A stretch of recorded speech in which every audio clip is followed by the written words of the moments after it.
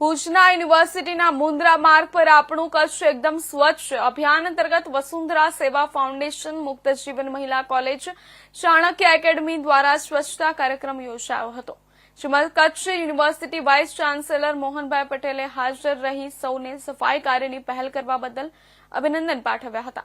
અને કચ્છભરમાં સંસ્થાઓ, સ્કૂલ, કોલેજો, યુવા યુવતીઓને પ્રધાનમંત્રી નરેન્દ્રભાઈ મોદીની સ્વચ્છતા માટે કરેલી પહેલને સ્વીકારવા તેમજ આપણા વિસ્તારમાં ક્યાંય ગંદકી ન થાય અને જ્યાં પણ ગંદકી હોય તે જગ્યાએ સફાઈ કરી આપણા કચ્છને એકદમ સ્વચ્છ કરવા હાકલ કરી હતી।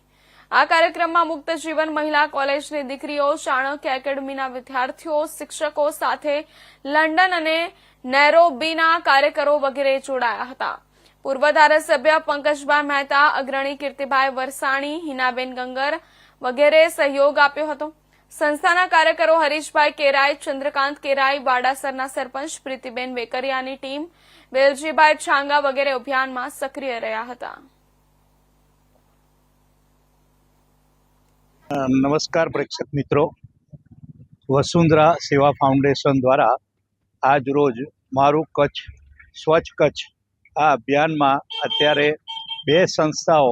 ત્યારે જોડાઈ અને આ અભિયાન શરૂ કર્યું છે।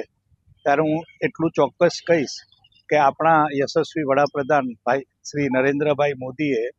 જે અભિયાન 2019-20માં શરૂ કર્યું કે સ્વચ્છ ભારત હોવું જોઈએ, પણ આપણે બધા જાણીએ છીએ કે અભિયાનને આપણે અભિયાન સ્વરૂપે ન લેતા એક ઉત્સવ તરીકે લેતા હોઈએ છીએ અને એના કારણે 1 વર્ષ સુધી ક્યાંક સ્વચ્છતાના પ્રયત્નો થયા, પરંતુ ત્યાર પછી જેવા હતા એ જ પરિસ્થિતિમાં આપણે આવી ગયા છીએ। અહીંયા જે રીતે હરેશભાઈ દ્વારા એક પ્રયત્ન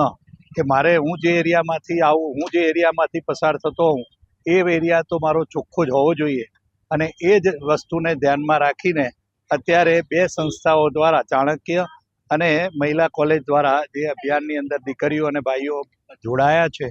એને આ અભિયાન દ્વારા એટલું જ મારે સંદેશો આપવો છે કે આપણે બધા જો ઘરમાંથી ચોખ્ખાઈ રાખવાના પ્રયત્ન કરીશું, ઘરમાંથી જ કચરાને બહાર નહીં આવવા દઈ અને કચરાને યોગ્ય રીતે આપણે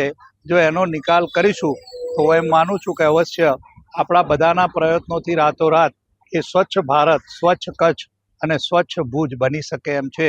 તો આ જે હરેશભાઈ દ્વારા થયેલા પ્રયત્નોને હું ખરેખર બિરદાવું છું અને હજી પણ કહું કે આ પ્રયત્નો સ્કૂલ લેવલથી શરૂ થાય કે જે બાળક કુમળું છે એના માનસમાં નાખવામાં આવે કે કચરો એ જ્યાં ત્યાં નહીં નાખતા ઘરની અંદર જ જે કચરાપેટી મૂકવામાં આવી હોય એની અંદર જ નાખવો જોઈએ અને એ કચરાપેટીનો નિકાલ એ જ્યારે નગરપાલિકા દ્વારા જે કંઈ પ્રયત્નો થયા હોય એમાં એ કચરાને આપણે યોગદાન આપી